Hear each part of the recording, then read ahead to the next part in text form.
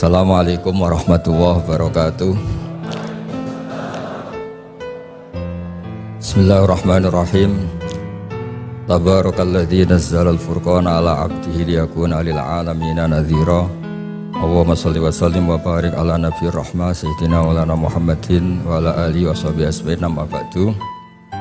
Yang sangat kita hormati bersama Profesor Dr. Quraish Shihab, semua yang di sini, Pak Rektor, Dekan, semua yang saya hormati juga hadirin. Niki langsung saja, saya tadi sudah deal-dealan sama Pak Quraish untuk jadi provokator. Tapi provokator keilmuan. Kenapa tadi ini sarjana arsitek tapi ngomong tata bahasa meneladan, tidak tahu saya. Begini ya. Saya akan bikin mukadimah nanti yang menyempurnakan Pak Quraish. Jadi ilmu tafsir itu dimulai dari satu dialog umum. Dialog umum itu bisa perwakilan atau ungkapan atau apa saja. Misalnya begini, ketika ada orang baik itu Allah berjanji wa allaw istaqamu 'alat thariqah la asqainahum ma'an ghadaqa. Kalau mereka benar, perilakunya benar, saya kasih air yang segar.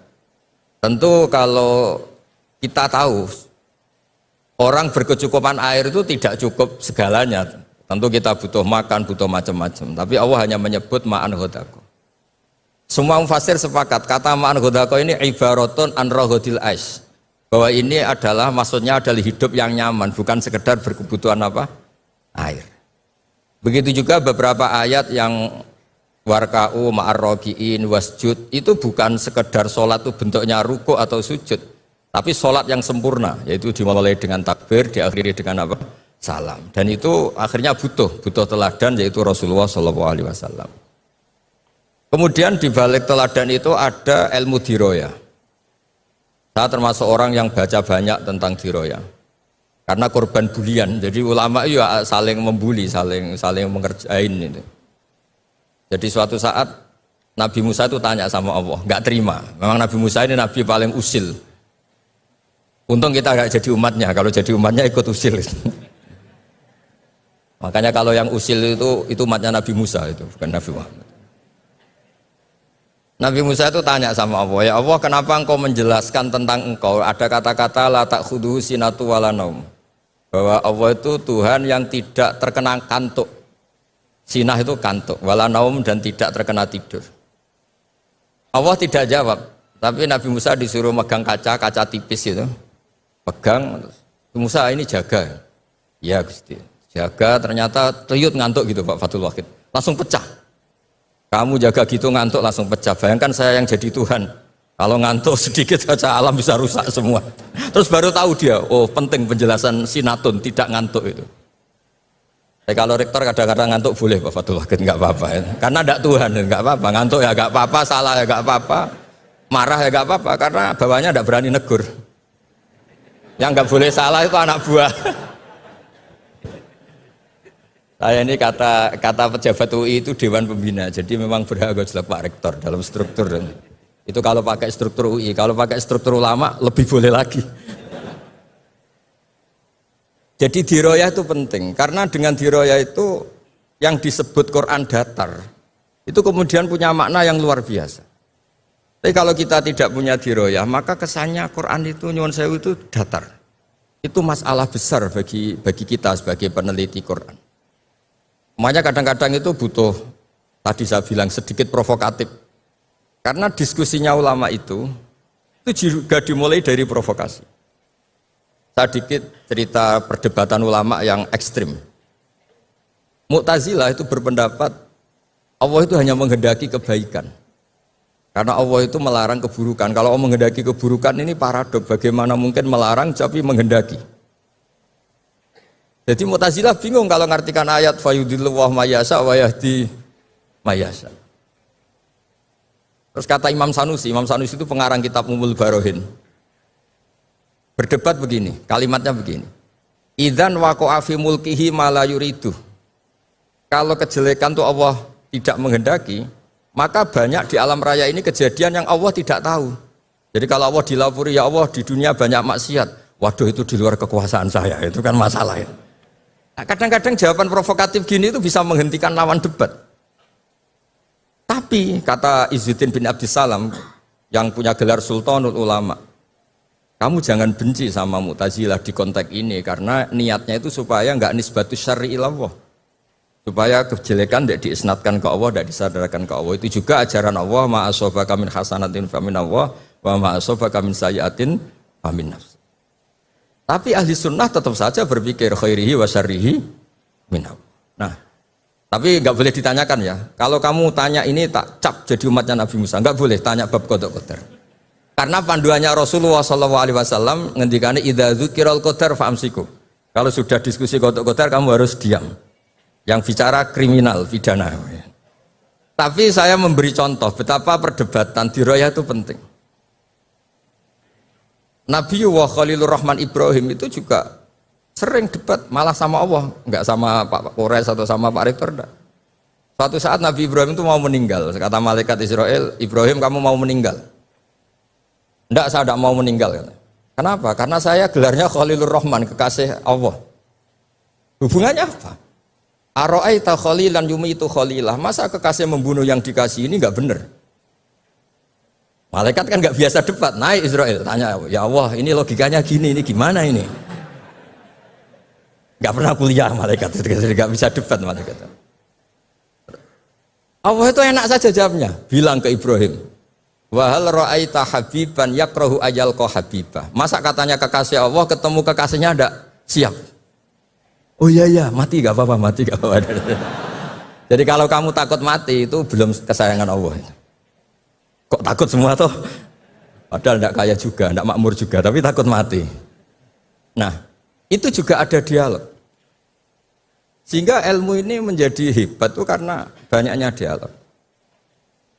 Yang terakhir saya ini Sohibul Bait, jadi nanti Pak Kures yang ngertikan. Ya, saya hanya merovokasi supaya nanti Pak Kures pakai ilmu yang kelas A, bukan kelas muhibban kata Pak Rektor tadi. Itu ya provokatif tuh.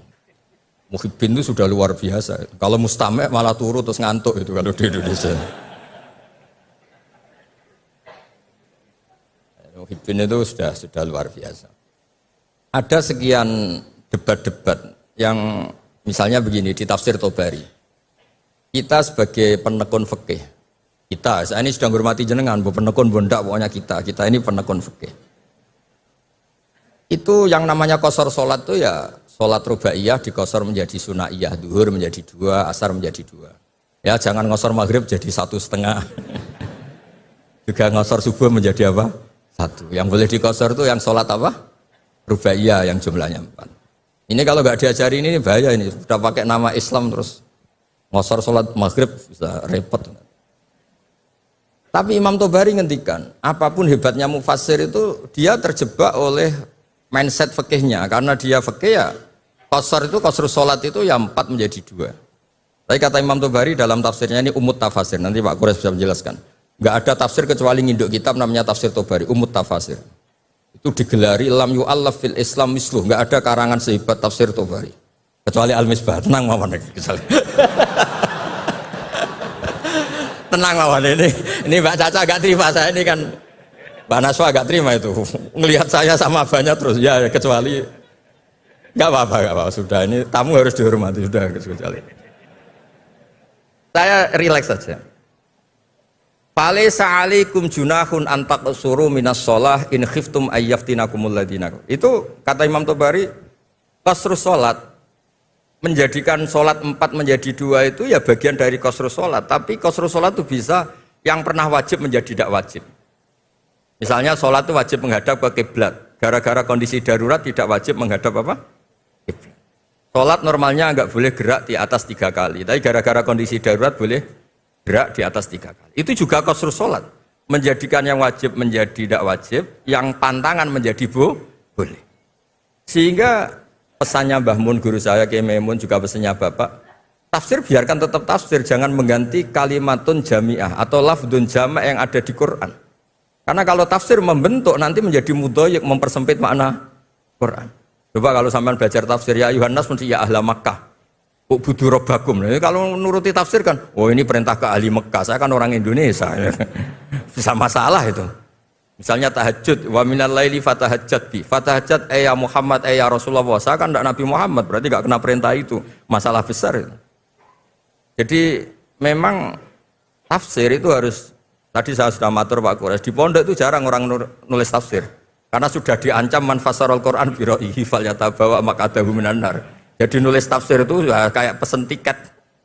Enggak usah diteruskan. Nah, yang masalah itu bi ra'yihi, kebetulan Pak Quraisy baca banyak, saya juga baca banyak. Pak Fatul Wahid karena ingin naik kelas ya baca banyak. Nanti setelah enggak rektor ngiyai lagi Pak Wahid ini. Karena kecilnya tuh ngaji di bawah saya di Kudus di Muawanah. Saya enggak tahu kok jadi rektor. Enggak tahu, makanya dia tadi dalil-dalil kayak wong pinter gitu kan.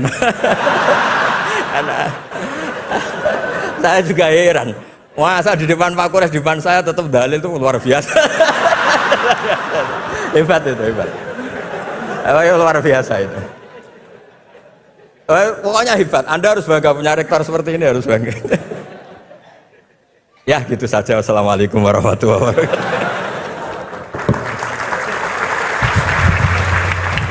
Baik, terima kasih Gus Bah. Mohon maaf Gus Bah, dalilnya kalau salah tadi. Selanjutnya kami mohonkan Prof. Quraisy untuk meneruskan ngaji barengnya. Ya, dipersilakan Prof. Quraisy ya.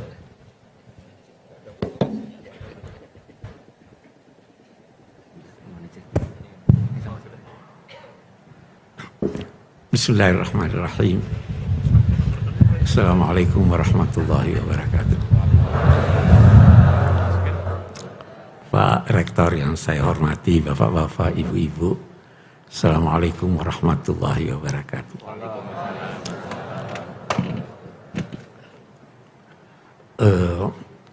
Saya tidak bisa seindah Gus Baha. Ini lain. Tapi baiklah. Nah, tadi kita disampaikan makna dari judul kita, memahami Al-Quran dengan meneladan, tidak pakai i. Bagus. Saya juga waktu pertama lihat surat itu, saya bilang ini pasti kurang i. Baru saya tahu sekarang, oh memang disengaja i-nya dibuang. Tapi waktu saya renung-renung itu, saya ingin balik.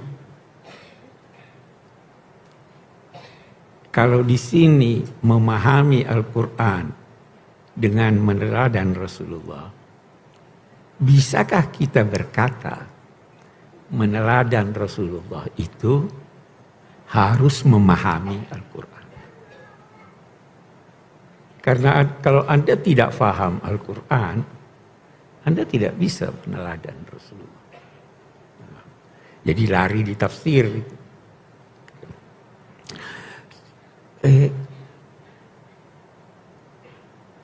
Meneladani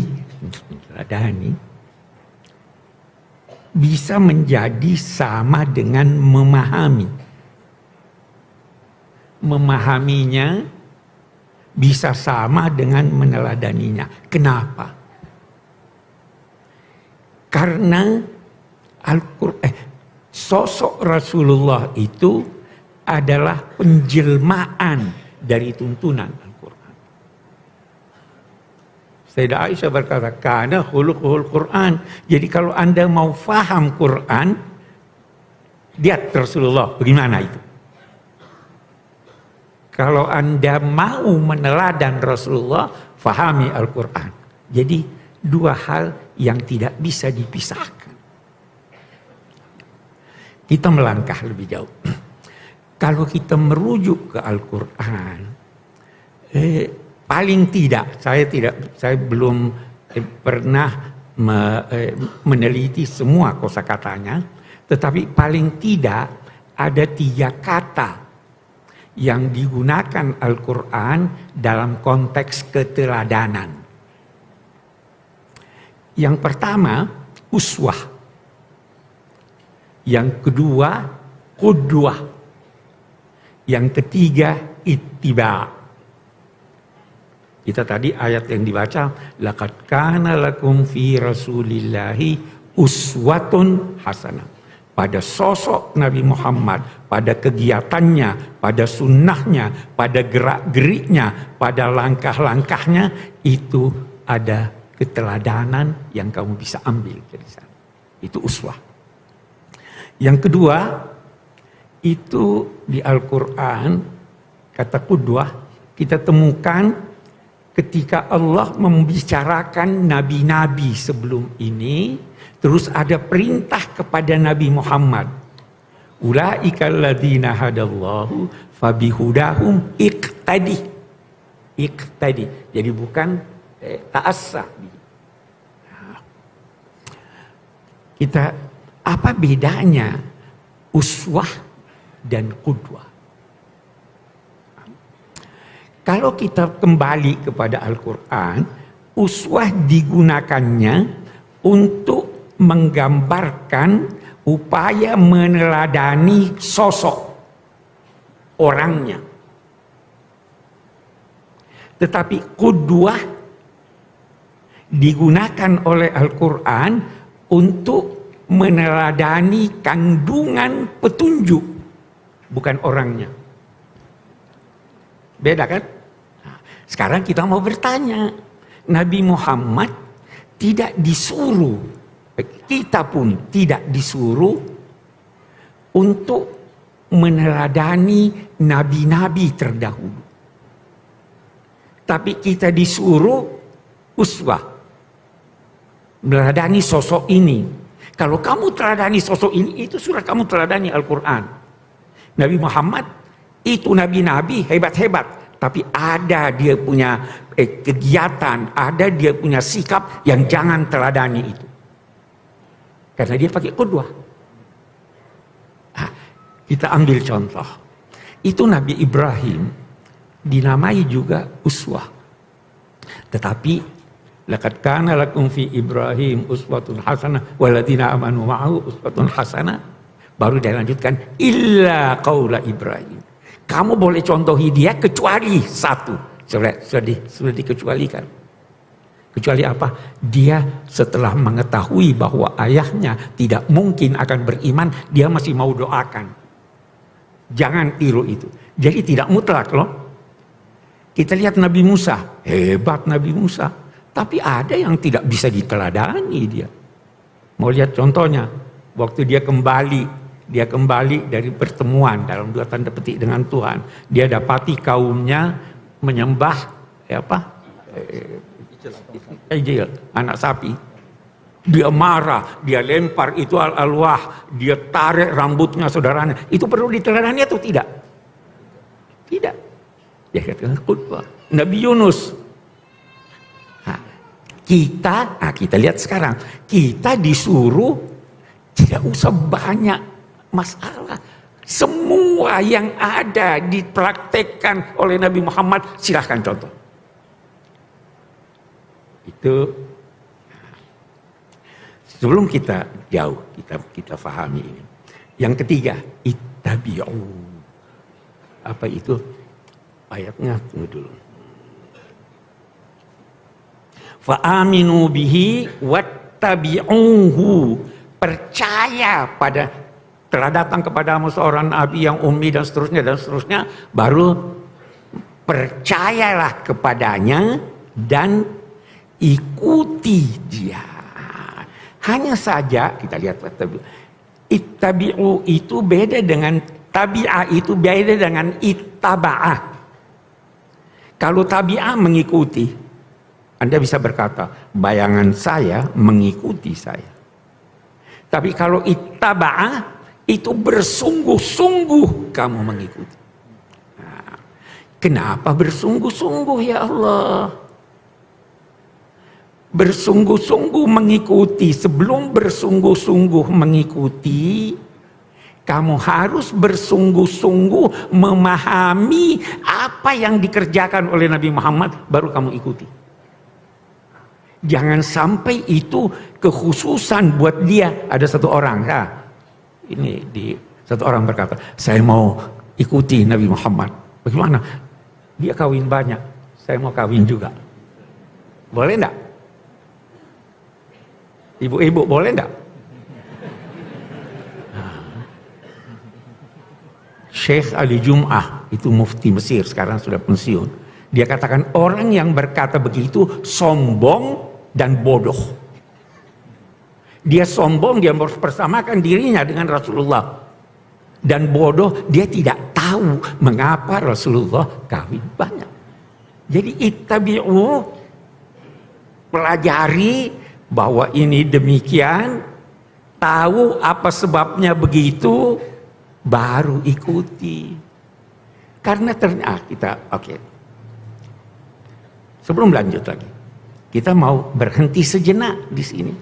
Kenapa Allah memerintahkan kita mengikuti sosok itu walaupun Anda tidak faham Quran? Ya kan? Karena sama dengan Quran. Saya mau cerita.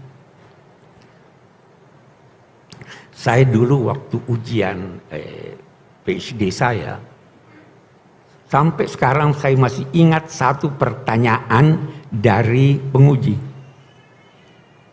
Dia tanya begini, coba terangkan pada saya makna hadis kuntu nabiyan wa adam bainar ruhi wal jasad. Saya telah dipersiapkan Allah menjadi nabi, sedang waktu itu Adam masih dalam proses kejadiannya. Jadi dalam dua tanda petik, Tuhan sudah punya rencana. Dia sudah siapkan segala sesuatu. Saya waktu ditanya itu tidak bisa jawab. Jadi, bagaimana? Akhirnya saya jawab begini. Saya merasa saya diilhami sesuatu jawaban. Saya jawab, itu persoalan metafisika. Tidak ada yang bisa jawab soal metafisika. Dia terus, itu guru saya masih hidup sampai sekarang, sudah tua. Istata'tal harab. Kamu berhasil menghindar dari jawaban. Setelah selesai beberapa hari saya berkunjung sama dia. Saya bilang, saya mau tahu apa jawabannya itu. Dia cerita panjang lebar. Dia cerita bahwa memang Nabi Muhammad sudah dipersiapkan oleh Allah sejak awal. Ini kesayangan saya. Ini saya akan didik sendiri. Ini saya akan pilihkan yang terbaik buat dia. Baru dia cerita, bagaimana itu? Kenapa ayahnya meninggal sebelum dia lahir? Kenapa begitu lahir lantas ibunya antar dia ke ini, begitu dikembalikan meninggal ibunya? Kenapa dia tidak pandai membaca? Kenapa dia dilahirkan, tumbuh besar di ini dari Mekah? Itu rencana Tuhan. Apa rencana Tuhan? Baru dia katakan, ada 4 faktor penting yang bisa membentuk manusia. Yang pertama, ayahnya. Ayah itu bisa membentuk. Yang kedua, ibunya. Yang ketiga, bacaannya. Yang keempat, lingkungannya. Allah tidak mau keempat faktor ini mempengaruhi Nabi Muhammad. Itu persiapannya. Jadi meninggal ayahnya, setelah selesai tugasnya membuai, ambil kamu tidak ada tugas lagi. Ibunya begitu ini, kasih yang lain, tidak ada pengaruh ibu. Itu. Jadi dia ingin mendidik. Itu sebabnya Nabi bersabda, adabani Rabbi fa ahsana ta'dib. Tuhan yang mendidik saya. Lulus ujian, oh ini sudah lulus nih, teladani aja dia. Tidak baca Quran, tidak mendalam pengetahuan tentang Al-Quran, teladani aja dia. Gimana? Nah, jadi beda dengan nabi-nabi yang lain. Pendidikan Tuhan terhadap Nabi Muhammad itu jelas sekali kalau Anda baca Quran. Ditegur walau sudah baik. Karena dia harus memberikan yang terbaik. Baca itu. Sedang duduk bertemu dengan tokoh-tokoh kaum musyrik Mekah, datang Abdullah bin Maktum, teriak, Nabi Muhammad, hei jangan, tidak begitu. Hanya mukanya masam, manusiawi. Tapi ditegur, abasa wa tawalla an ja'ahul a'ma. Datang orang-orang munafik, minta izin, wahai Nabi, saya tidak bisa ikut perang. Nabi berkata, tidak usah, ditegur. Lima adzinta lahum hatta yatabayyana. Kenapa kamu izinkan dia pergi sebelum kamu buktikan bahwa kamu bohong?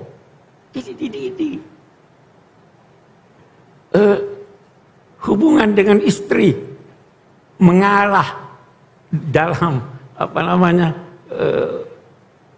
apa sih istilahnya itu Gus Pak? Jadi Nabi ini pergi ke rumah salah seorang istrinya, agak lama di sana, dikasih madu. Pulangnya pergi ke rumah Aisyah atau ke Hafsah, terus kau punya mulut agak kurang enak nih, kamu makan apa? Dia, saya tidak makan apa-apa, saya cuma makan madu. Oh itu madu jelek itu. Terus dia, oke deh, saya tidak akan makan lagi di sana, tapi jangan bilang-bilang sama orang. Ditegur oleh Tuhan. Itu pengajaran. Jadi dibentuk. Teladani dia. Oke. Itu sebabnya laqad kana lakum fi Rasulillahi uswatun hasanah. Oke. Masih ada waktu? Aman. Kita sekarang yang diteladani itu Rasulnya atau orangnya. Kalau kita baca ayat ini, laqad kana lakum fi Rasulillahi uswatun hasanah, dalam sosoknya sebagai Rasul, ya kan? Tetapi ada ulama berkata begitu, ini kan di Al-Quran juga ada dikatakan, atau Allah memerintahkan, Qul innama ana basyarun mislukum, saya ini manusia seperti kamu. Dijawab oleh yang lain. Jadi dia bilang semuanya, apapun. Wah, beda pendapat ulama. Sahabat juga nanti kita lihat ada lagi yang berkata, bukankah Al-Quran menyatakan wa ma Muhammadun illa Rasul? Sama tadi yang dijelaskan Gus Bain. Apa namanya? Apa tadi yang dijelaskan saya ini menyangkut oke deh, sebentar saya ingat.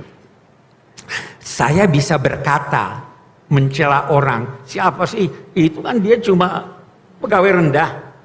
Dia di samping pegawai rendah ada tugasnya yang lain. Bisa juga saya puji, oh dia itu tidak lain kecuali penyair untuk menunjukkan hebatnya dia, walaupun sebenarnya itu istilahnya dalam ilmu bahasa qasr idhafi. Yang penting beda pendapat ulama yang kita teladani itu dalam konteks kerasulannya ataukah dia sebagai manusia.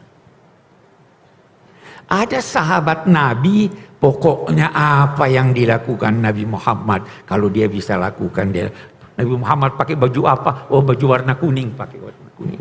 Pakai sendal apa? Dia ikut itu Abdullah bin Umar begitu.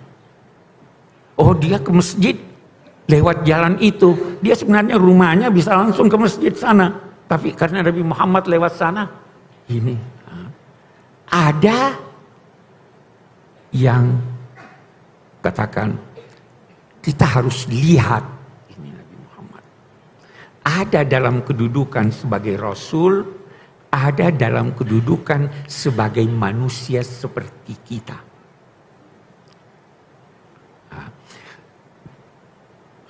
Sehingga kalau merujuk kepada sahabat-sahabat Nabi, sebagian besar mereka itu membagi sosok Sayyidina Muhammad ini dalam beberapa bagian. Sekali dia sebagai Rasul. Sebagai Rasul apa? Oh, dia sholat subuh 2 rakaat. Ikuti dia. Kalau dia ke masjid di waktu subuh sambil nunggu jemaah baring-baring di masjid, itu bagaimana? Diteladani juga atau tidak? Atau itu dalam kedudukannya sebagai manusia? Beda pendapat lah ulama kita. Ada ya, sampai sekarang itu ada kan ya, nunggu ini. Ada yang bilang, enggak, itu kan Nabi capek nunggu. Senang makan paha kambing, harus senang juga. Maka mereka bagi, ada Rasul, ada mufti, ada hakim, ada sebagai personal. Sebagai personal ada yang khusus buat dia, ada yang kita bisa sama. Saya beri contoh. Hind, suaminya, untuk ibu-ibu nih, bapak-bapak jangan marah. Dengar dulu. Ibu-ibu, kalau suami punya duit, kikir, boleh enggak dicuri duitnya? Bapak-bapak diam. Bapak-bapak diam lah. Nanti fatwanya dari Gus Baha. Ini perempuan datang, saya punya suami kikir. Dia tidak beri saya yang mencukupi kebutuhan saya. Nabi jawab, khudhi ma yakfiki wa waladaki bil ma'ruf. Ambil aja tanpa pengetahuan dia. Untuk keperluanmu, tertawa semua. Tapi tunggu dulu, Bu. Tunggu dulu. Ini dalam kedudukan beliau sebagai mufti atau dalam kedudukan beliau sebagai hakim yang memutus perkara. Kalau sebagai mufti, ibu boleh ambil. Tapi kalau sebagai hakim yang memutus perkara, ini hanya khusus untuk kasus ini. Karena itu, kalau fatwa Nabi pasti benar. Tapi kalau ketetapan hukumnya benar secara formal, tapi belum tentu benar secara substansial. Ini sudah dibagi-bagi oleh ulama. Dari dulu, kata ulama-ulama kita, itu sahabat-sahabat Nabi sudah bedakan Nabi. Sering mereka bertanya, ini perintah Tuhan atau pendapatmu? Kalau perintah Tuhan, kami ana wa ta'ana. Tapi kalau pendapatmu, tunggu dulu. Ada seorang perempuan, namanya Burairah. Dia sudah punya hak untuk berpisah dengan suaminya. Mughith. Dia merdeka, suaminya masih budak. Jadi dia mau tinggalkan. Suaminya Mughith ini datang pada Nabi. Wahai Nabi, tolong bujuk istri saya biar kita bisa hidup lagi bersama. Nabi, dia lihat ini si suami jalan di belakang istrinya menangis.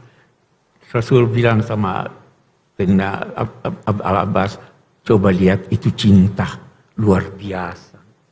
Nabi pergi kepada Burairah, kembalilah hidup rukun lagi. Burairah bertanya, ini perintah atau saran? Kata Nabi, ya saya cuma saran. Kalau saran, saya tidak mau. Itu karena mama. Ya, jadi ini yang saya katakan, kita harus pandai-pandai. Jangan semua yang dilakukan Nabi, kita ini. Ada yang dilakukan berdasar adat istiadat masyarakatnya. Saya pernah ditanya, Pak Kuras kok enggak pernah saya lihat pakai kopiah putih? Saya bilang, menurut saya, ini lebih bagus dari kopiah putih.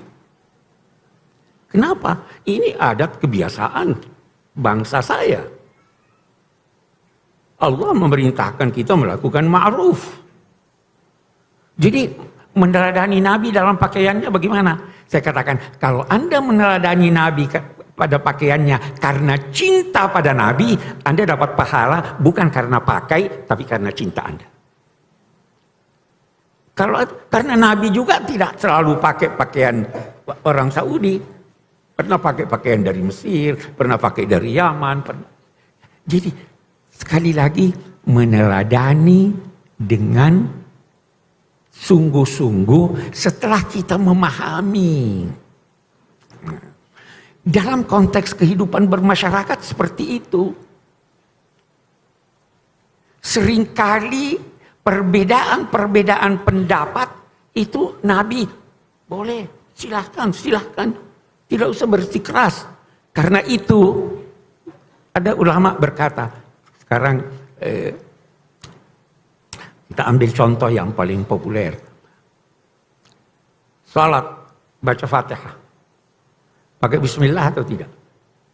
Ada yang berkata, ya kan? Ada yang pakai Bismillah. Ada yang tidak pakai bismillah, ada yang bismillahnya ini. Okay. Ada yang kompromi imamnya. Ada yang ngelihat yang nugasin. Itu. Ini bagaimana ini? Yang mana yang diteladani? Ya kan? Ada ulama yang mentarjih. Oh ini lebih kuat. Itu lebih. Oke, silahkan. Tapi ada ulama yang saya menganut seperti itu. Apa itu? Nabi mempraktekkan aneka praktek sehingga semua benar. Ini yang berkata baca bismillah, itu memang Nabi baca bismillah. Yang tidak baca itu memang waktu itu Nabi tidak baca. Jadi rukun kan? Tidak usah saling mempersalahkan. Itu teladan dari Nabi dalam kehidupan bermasyarakat. Bagaimana teladan dari Nabi dalam kehidupan masyarakat plural? Kita baca Piagam Madinah, kita baca pelayanannya kepada non-Muslim dan lain-lain sebagainya. Itu kita teladani Nabi. Jadi terus saya mau ambil kesimpulan supaya kita ada. Saya masih ingin dengar dari Gus Baha sebenarnya. Saya ingin ambil kesimpulan. Anda mau teladani Nabi? Banyak sekali. Saya hanya 4. Upayakan meneladani Nabi dalam 4 hal itu. Apa itu 4 hal? Sifat-sifat mutlak yang ada pada Nabi. Apa itu? Sidik. Bersungguh-sungguhlah dalam segala kegiatan Anda. Benarlah dalam segala kegiatan Anda. 1. Yang kedua, amanah. Jujur. Dalam segala hal jujurlah. Yang ketiga apa? Fatanah. Cerdas.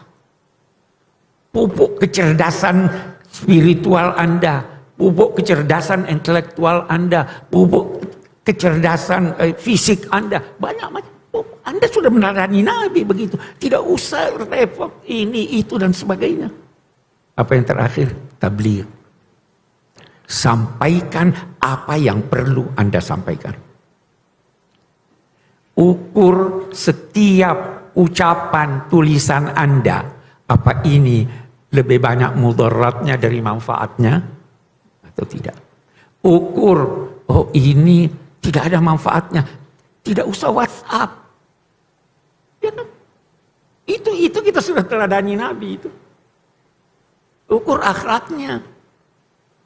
Ketahuilah bahwa sekian banyak orang yang mencapai tingkat orang yang banyak puasa dan sholatnya karena akhlaknya. Itu kita teladani Nabi di situ. Daripada repot-repot segalanya, beda-beda. Itu praktis. Saya kira itu kesimpulannya dapat saya sampaikan.